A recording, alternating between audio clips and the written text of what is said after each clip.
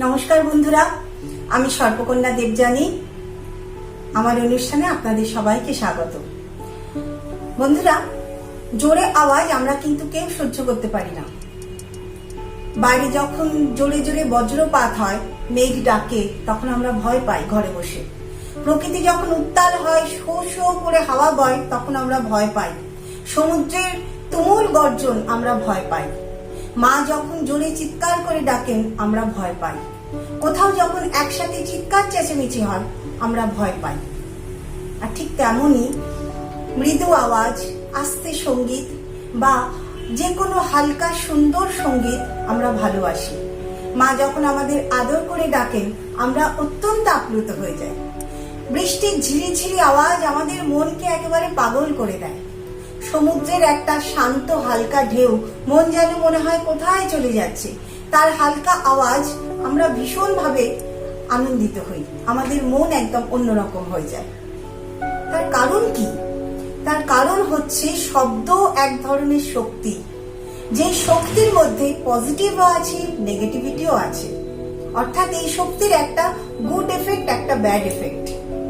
আর এই শব্দ কোথা থেকে? না, আমরা যে কথা বলি সেখান থেকে, সেটা একটা শব্দ। যা কিছু আওয়াজ হচ্ছে জগতে, সেটা একটা শব্দ। এই যে অ থেকে আ, ক থেকে উয়া, ক থেকে ওলকস্বর, এ বি সি ডি 1 2 3 4, পাখির ডাক, গর্জনের ডাক, পশু পাখির ডাক, সমস্ত কিছু কিন্তু শব্দ। এই শব্দ সবচেয়ে বেশি এফেক্ট করে মানুষের মনে, তারপরেই বাস্তুতে, তারপরেই জগতে। অর্থাৎ যখন আমরা নিজের মধ্যে থাকি তখন মনের মধ্যে এফেক্ট হচ্ছে, যখন বাড়িতে সেই আওয়াজ হচ্ছে তখন বাড়িতে এফেক্ট হচ্ছে, বাড়ির বাইরে যখন হচ্ছে তখন কিন্তু চারপাশটা এফেক্ট হচ্ছে। তাহলে এই শব্দর দ্বারা কিভাবে এফেক্ট হচ্ছে বা কোন কোন শব্দগুলোকে আমরা অ্যাভয়েড করলে ঘরটা ভালো থাকবে, আসুন সেই নিয়ে আজকে আলোচনা করি।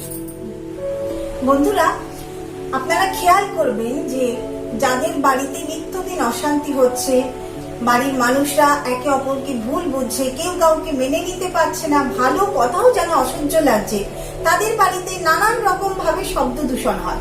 প্রথমত, আপনারা খুব জোরে কথা বলেন এবং অনেক কথা বলেন। একই কথা যেটার একটা মানে বা একটা কথা হয়ে যায়, সেটা অনেকটা করে বলেন। নানান রকম ভাবে আওয়াজ হয়, যেমন দরজা জানলা বন্ধ করার আওয়াজ। এখন ঘরের মধ্যেই বাথরুম, বাথরুমের দরজা বন্ধ করার যে আওয়াজ, সেটা অনেকটা দূষণ আওয়াজ। আলমারি খোলা করার একটা শব্দ আছে, জোরে যদি হয় সেটাও একটা ক্ষতি। অকারণে আসবাবপত্র নাড়াচাড়া করার আওয়াজ, সেটাও একটা দূষিত আওয়াজ। এই ধরনের আওয়াজগুলো ভীষণভাবে আমাদের স্নায়ুকে উত্তেজিত করে দেয়। স্নায়ু যদি উত্তেজিত হয়, আমরা কিন্তু আমাদের মনও উত্তেজিত হবে, মনকে নিয়ন্ত্রণে রাখতে পারবো না। আর সেখান থেকে মাথা গরম, সেখান থেকে ঝগড়াঝাটি, সেখান থেকে অশান্তি। অনেকের বাড়িতে সকাল থেকে রাত পর্যন্ত টানা একই আওয়াজ, জোর ভলিউমে টিভি চলে, গান চলে, সেগুলো কিন্তু মারাত্মক ধরনের শব্দ দূষণ। গান, আবার তারও মিউজিকেরও ব্যাপার আছে, খুব রিদিম বা খুব ইনস্ট্রুমেন্ট আছে, সেই মিউজিক কিন্তু আমাদের ভীষণভাবে রিপুকে উত্তেজিত করে, ভীষণভাবে আমাদের স্নায়ুকে দুর্বল করে দেয়। আবার সুন্দর সুরেলা সঙ্গীত, সেটা কিন্তু আমাদের ভালো লাগে, কিন্তু সঙ্গীত সেটা যাই হোক, একটা লিমিট পর্যন্ত আওয়াজ, তার বাইরে গেলে নয়। এই যে শব্দ দূষণ, অনেক সময় রাত্রিবেলা ঘড়ির টিকটিক আওয়াজ, সেটাও কিন্তু একটা দূষণ শব্দ। এটা কিন্তু একটা ভয়ের পরিবেশ তৈরি করে। কল থেকে জল পড়ার টপ টপ আওয়াজ রাত্রিবেলা ভীষণভাবে শব্দ দূষণ করে। এই আওয়াজগুলো থেকে কিন্তু সাবধান।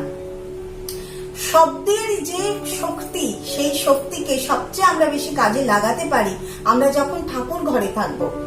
ঠাকুর ঘরে আমরা যে বিভিন্ন রকম আওয়াজ করি, যেমন হলুদ ধ্বনি, বিরাট পজিটিভ শক্তি। শঙ্খের আওয়াজ, বিরাট পজিটিভ শক্তি। শঙ্খের আওয়াজ দিয়ে আমরা ভূমিকম্প পর্যন্ত রোধ করতে পারি।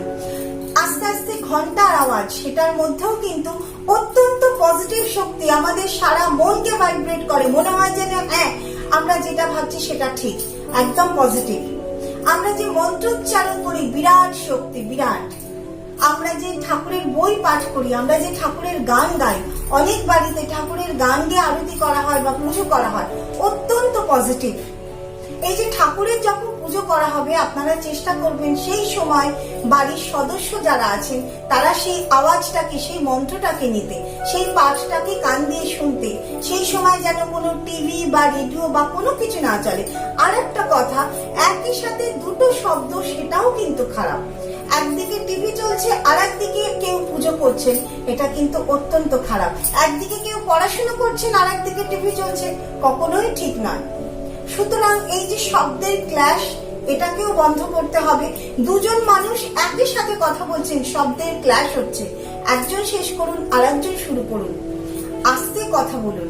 ঘরে সবসময় যেন সুন্দর সুন্দর শব্দ বাজে। শব্দের মধ্যে রয়েছে বিরাট শক্তি, যে কারণেই কিন্তু শব্দ ব্রহ্ম। কারণ এই যে শব্দের মধ্যে যে সংখ্যা, যে অক্ষর, যে সবকিছু এবিসিডি অ আ ক খ, প্রত্যেকটি এক একটি গ্রহ। তাই গ্রহকে আমাদের ঠিক মতো ব্যবহার করতে হবে। আমাদের ব্যবহারিক জীবনে গ্রহকে কাজে লাগাতে হলে এইভাবেই কিন্তু ছোট ছোট বিষয় থেকে আমাদের কাজে লাগাতে হবে। সবসময় ভাগ্যকে দোষারোপ করলে হবে না, নিজেদেরও কিন্তু ভাগ্যকে জয় করার চেষ্টা করতে হবে। এই ভাগ্য জয় চেষ্টা নিয়েই আজকের কথাগুলো বললাম। আগামী দিনে আরো অনেক কথা বলবো। ভালো থাকবেন, নমস্কার।